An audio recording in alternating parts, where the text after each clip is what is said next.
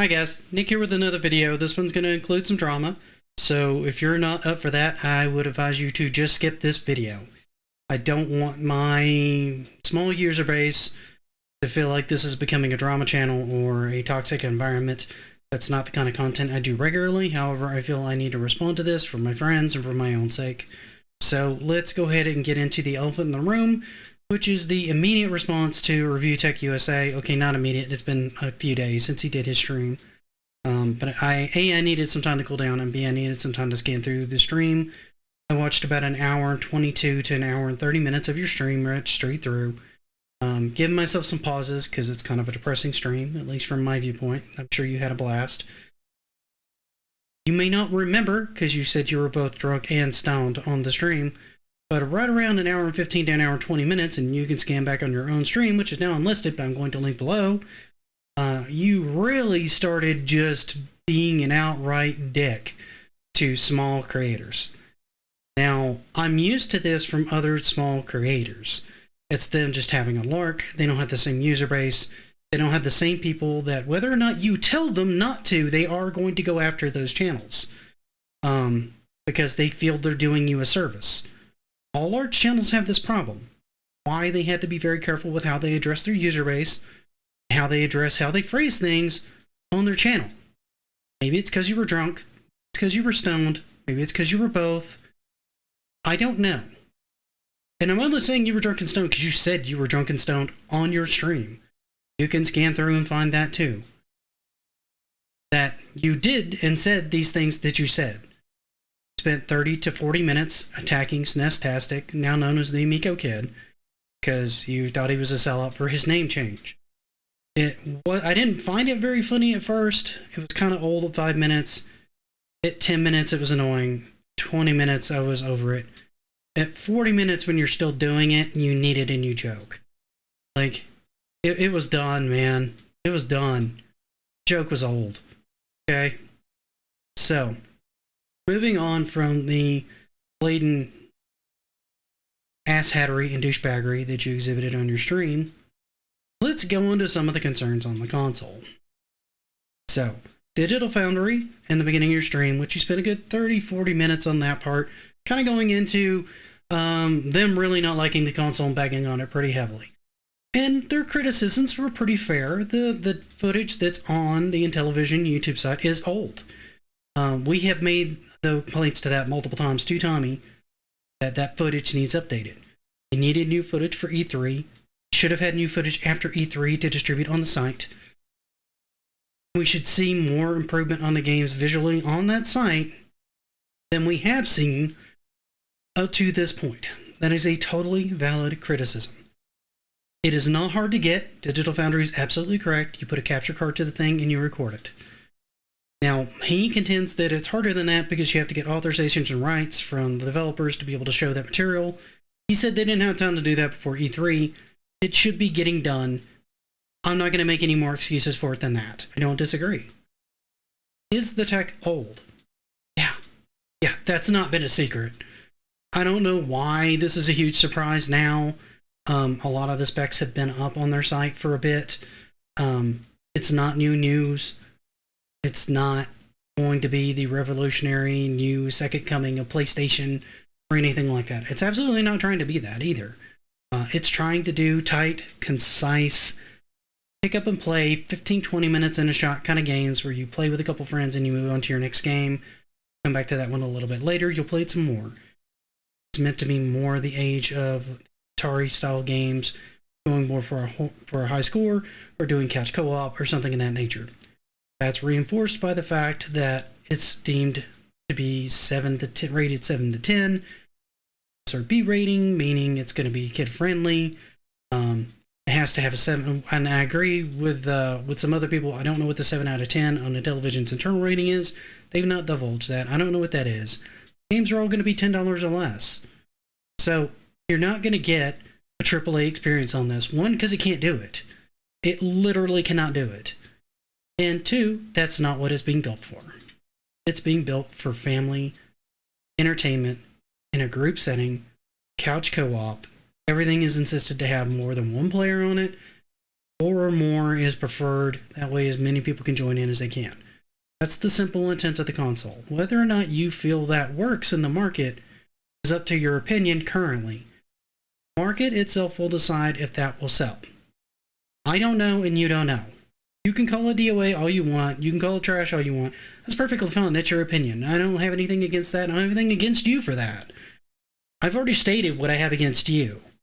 And I'm done with that.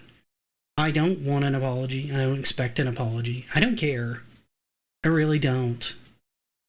This is mostly to address concerns, which is what I'm doing.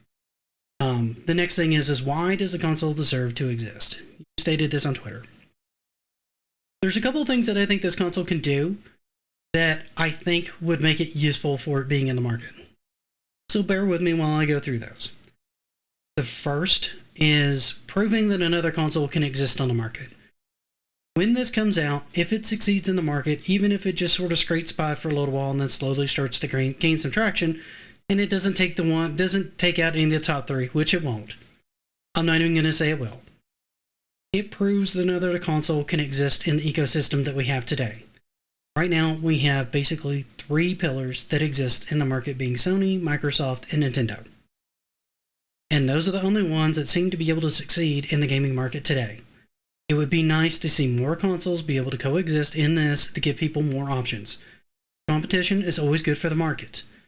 So I'm all for the system coming out and succeeding on the fact that I think that it should, in theory, be able to eke out at least a little bit and make do on what it's got. It may gain more and more user base as things go on and word of mouth spreads. Do I think it's going to sell like billions of units? No. Do I think it's going to sell the numbers of the Switch? No. It's just not that flexible of a console. However, I think it can actually thrive and cut out a niche in and of itself. And that's one reason for it to exist. One, proof of concept that another console can exist next to those 3, which opens the door for more consoles to come out. That's one of the things I liked about the 90s. We had so many consoles that were readily available that we got lots of new ideas. Some worked, some didn't. Right now, the market started to feel a little more stagnant, with mostly stuff like Call of Duty, Assassin's Creed, all the sports titles, all of them just getting year after year after year after year of release, with very little in the way of innovation and change. If this even starts to shake people up with their ideal and their thinking and what they want to develop, good. It deserves to exist for that reason. 2.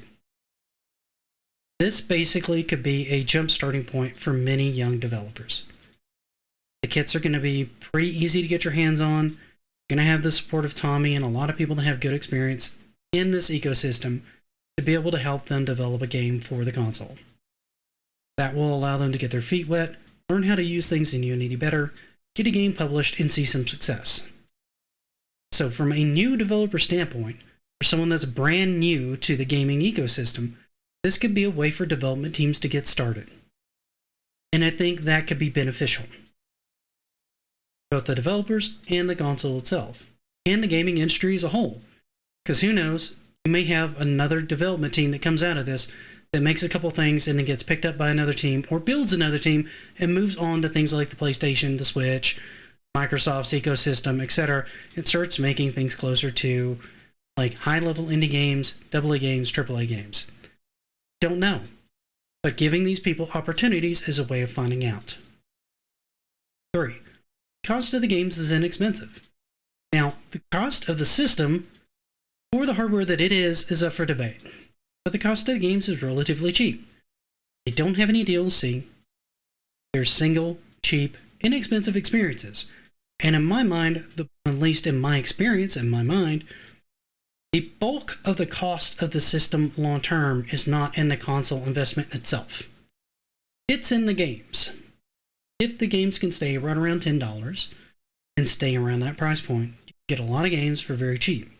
Now, can you get games for $3 to $5 to $10 on the PS4? Yes. In the indie scene, you absolutely can when they go on sale. Get some for $10. A lot of those that run for $10 could get translated over to the Amico and run on the Amico too. Because most of those aren't graphically intensive experiences. You should be able to run just fine on the console. Some of those might get more visibility on this console than they're getting on, like, say, Steam or the PlayStation Store because of the way that those stores are curated.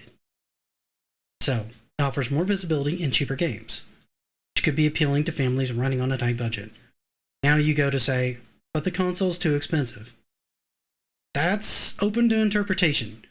I don't find it that daunting myself. But I do understand that most people think that the tech that's inside the base unit is too expensive. But another way of looking at that is to look at the controllers. They're running about $70 a piece. I think that's too expensive. But if that's a legit price, that means 2 of the controllers that you're getting for free with the console is $140, making the console itself right around $110, which is far more in line with a reasonable price point you and many others have suggested that the console should actually retail for.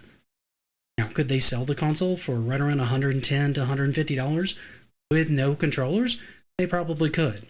That doesn't fit with the way Tommy wants to market the system. To get people controllers.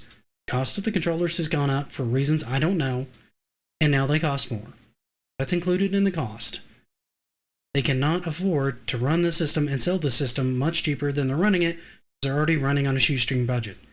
They cannot find a way to be able to recoup any of the money and pay back their investors if they sell the system any cheaper. Just the facts as I understand them. To find other facts, I'm more than happy and open to any discussion you want to have. Now, moving forward from that, why do I support the system? Okay, I don't get paid. Dime.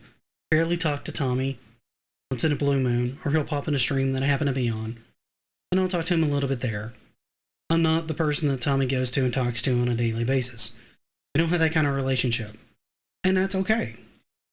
I still support the console because I think what he's doing is worthwhile, and I think it'll open things up for the reasons that I've listed previously.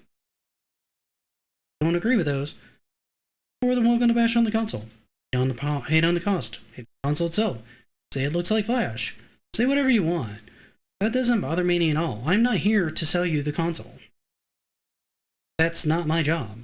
I made my decision after friends of mine were talking about the console constantly. I went out and did my own homework, and the conclusion I came to is that I think the console can be fun and deserves a chance. So I'm willing to put some money down on it to try it, see if I enjoy it. Matter of fact, I'm going to be in a position to be able to play it a little bit earlier than it's going to be due to an event that some friends have set up. Basically start to try to showcase the system a little bit. So if you want to call that a perk towards being friendly towards Tommy, then I guess that's a perk. Maybe that's the payment I'm getting. I don't know. My understanding is you've gotten a similar opportunity or had a similar opportunity, and if you do show up, I'm not going to give you shit. I'm not going to say a word.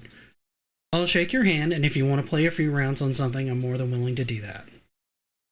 Because I'm going to be an adult about this, and I'm not going to take this any more than what it is with you playing to your crowd.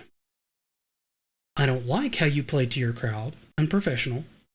However, I'm going to look past that, because I think the only way you're going to understand, get a feel for what this system is actually trying to do, is to play it in a setting with multiple people. Playing this console solo not going to give you the experience that the system is intended for. It's not going to give you that kind of group camaraderie. It's not going to give you that couch co-op. It's not going to give you any of the thrills of joking around and kidding with other friends and family, and having a nice, tight, good core gameplay experience. You'll play it for 5 or 10 minutes, you'll be like, this is boring, and you'll leave. Because there's no one else for you to play with. Because the games weren't intended for that. Now, that's all I have to say on this. Appreciate all of you that stuck with us, gave me your time. Those of you that posted in the comments anything that's hateful, thanks for checking it out. Those of you that gave me a thumbs down, thanks for the interaction. Those of you that posted positive things, thank you. But next time, thank you very much. Happy gaming.